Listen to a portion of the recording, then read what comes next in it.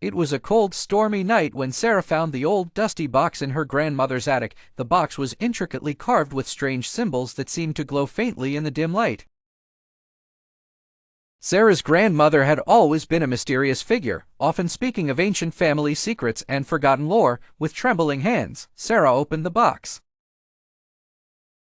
Inside, she found an antique mirror, its surface tarnished and foggy. As she wiped it clean, she felt a chill run down her spine. The reflection staring back at her was not her own.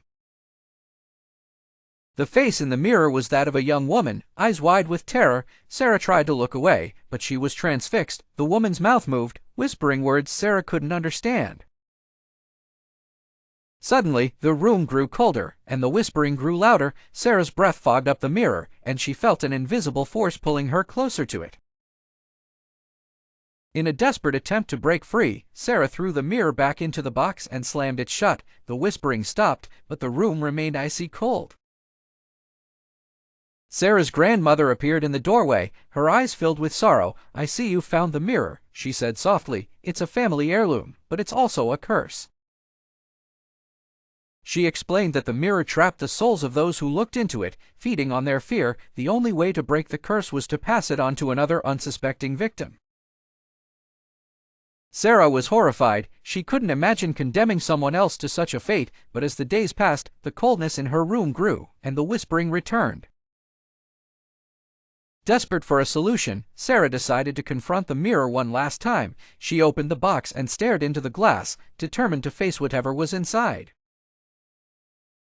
The young woman's face appeared again, but this time, she seemed to be pleading. Sarah realized that the woman was trying to communicate something important. With great effort, Sarah focused on the woman's lips, trying to decipher the message. "Free us," the woman seemed to say. "Destroy the mirror."